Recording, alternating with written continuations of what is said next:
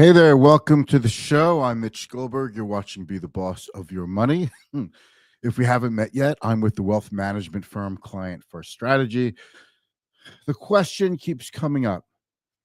We're in this very powerful theme of investing in tech stocks. Artificial intelligence is the reason why, it's the leader. But are we making a mistake? Reading some of the comments from some big investors about index investing and how index investors pay no attention whatsoever to valuations or just free riding the hard work of active investors. It's kind of a negative way to describe passive investing, but it does bring up the concern. You know, we have such a powerful theme in technology, but I've seen other themes come and go. And when we change from one theme to the next, it's a very painful transition, and investors are caught flat-footed because the longer it goes on, the more they get caught up in a theme, the more they're heavily invested in a theme, and the more they have to personally validate it and get defensive. Like if you say anything negative about a stock like Nvidia, people get like angry at you. They're like, "What do you mean? It's they've got this, they've got that, and they're going to do this, or they're going to do that. What do you don't know what you're talking about?" It's like, it's you can't really have an intelligent conversation about valuation with people because so many investors are so wrapped up in this, and it's feeding into everything, not just tech stocks, but industrial stocks, utilities, stocks of almost all stripes. So we'll talk a little bit about that. I don't know, I'm not giving you the timing of this, but I do think that you could take some steps to protect yourself if the theme reverses. So we'll talk about that.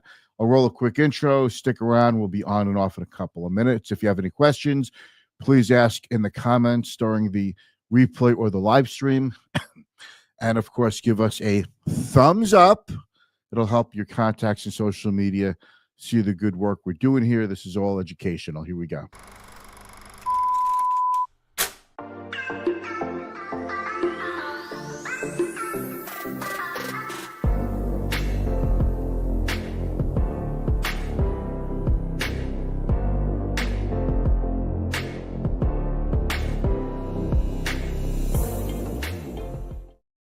I love to have an esoteric conversation. We could talk about specifics, uh, we could talk specifics like how much was the market up or down today? What did the NASDAQ do today?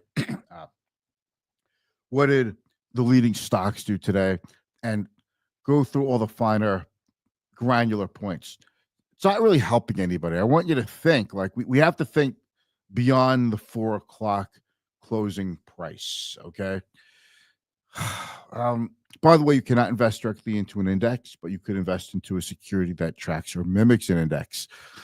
If you only had $1 for every time you heard me say that, you'd have a couple of bucks, So anyway, thematic investing. I'll give you an example. In the late '90s, early 2000s, we had the internet theme and how the internet was going to revolutionize everything. And we used to use this statistic that said, it took X amount of years for radio to reach, millions of people, for TV to reach millions of people, but it took the internet a very short amount of time. And then the trade was obliterated in spite of the internet becoming bigger and better than any of us could have imagined. I don't think we're even aware of how much the internet is in the background in our lives. I mean, you think about every Zoom call, everyone who has an Apple Watch, how, your everything from your continuous glucose monitor to your CPAP to everything else, it's all through the internet. It's just really, we could talk about how amazing it is, but it's become so mundane and part of our lives that it's not really that interesting to go, gee whiz, that's so amazing, because it's like, whatever, yeah, we know. There was an automobile revolution. There was a train revolution. In the early 2000s to the Great Recession, we had a theme of you wanted to own large cap financial stocks and you wanted to own energy. Those are big themes. Those tanked also. I remember Fannie Mae was a great stock to own. It was safe because it was a considered an agency of the government. The bonds were not necessarily guaranteed by the U.S. Treasury, but there was an implicit or implied guarantee. That stock went to nothing. Uh, it, and then we got into social media stocks, pot stocks, and now we've got meme stocks, artificial intelligence now. And artificial intelligence to me is by far the biggest theme that I've ever seen. I'm pretty sure no one's ever seen a theme like this, right? Because if you think about the value that's been created, the artificial intelligence is going to create trillions of dollars of global commerce. It'll impact trillions of dollars of business all over the world. Well, the valuation of these companies like Nvidia and Microsoft, Meta, Tesla, I mean, we're talking trillion-dollar valuations all over the place. And if you think about the knock-on effects to companies like Advanced Micro Devices and other tech stocks, and then you think about how it's impacted utility stocks as they're getting all this new business from all this power generation. And, excuse me, if you think about how far this has affected every stock, it's really getting hard to find a stock that hasn't been caught up in this theme. But when it's the only theme around, it's hard to think of anything else. It's like, why would you buy an energy stock right now? Energy is terrible, and we could see energy going to $40 a barrel in some cases.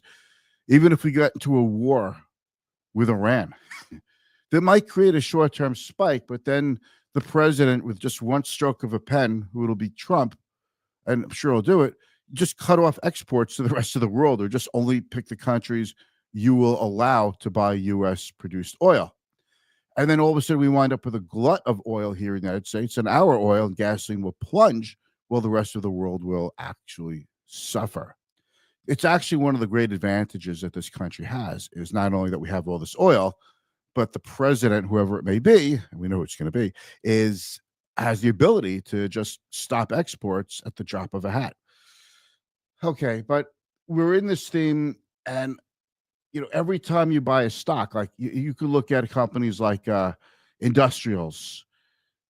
I don't want to start naming names. I don't want to imply buy or sell recommendations in individual names. I'm not opposed to naming individual names. I just mentioned a bunch of names in artificial intelligence. But when you look at industrials, the ones that are doing well are the ones that have something to do with creating power plants or power management or construction of more data centers. It's so pervasive. And it's hard to find anything that is outside of that, because value companies that are considered cheap relative to their own long-term earnings and other market fundamentals or metrics like dividends and cash flow and book value, they get no attention at all. And investors, investors only want growth that is above and beyond a few points above GDP. So now you have companies that are growing above GDP, but their valuations are super high. Now, I'm not saying you should go and sell your stocks or move all of your money to cash because valuations are high. Valuation is a terrible timing tool, but it does mean when things change course, when you go from a bull to a bear, or a bear market to a bull market, valuation has a big impact because prices get magnified. So highly valued stocks or overvalued stocks go down a lot when direction does change, when price direction changes, and undervalued stocks could change when price direction changes as well. So I remember the days it was all JDS Uniphase, it was all Lucent, it was all Nortel. I mean, I remember those days. It was 24, 25 years ago. And I see such strong parallels to now. And artificial intelligence could keep growing. That was the excuse to justify internet stocks and just tech in general valuations. But the internet's going to keep growing. We're going to do more and more on the internet. And all that came true. But 25 years later, Cisco and Intel have still never been able to reclaim the peaks that they hit at that time. When you're talking 24, 25 years, Lucent has never been able to come back. These were the darling stocks that we all wanted to own. Apple was an also-ran company. Nobody would touch Apple. Meta didn't go public until like I think what 2008 or 2009. Google didn't go public until 2003, well after the tech bubble blew up. All right. The point I'm making is this. I'm not saying sell them. I'm not saying buy them. You have to decide for yourself with your financial advisor. But I think it's important to rebalance and look for other opportunities in other areas of the market. The problem is nothing is appealing if it doesn't have something to do with artificial intelligence. It's a real tough thing to be in, but there are lots of stocks to own. But when you look at the list, it's like there's nothing compelling about anything if it doesn't have an artificial intelligence component. That's value, though. That's when you buy, you wait, you hopefully bought cheap enough that if you have to wait, you get a dividend, that they don't go down much if the market goes down. And one day these companies will change or their revenues and earnings will start to go up. Something special will happen for them, and the stocks will do very well. It's really hard to find those, and I call that stuff filler investments other than the current theme or in between themes.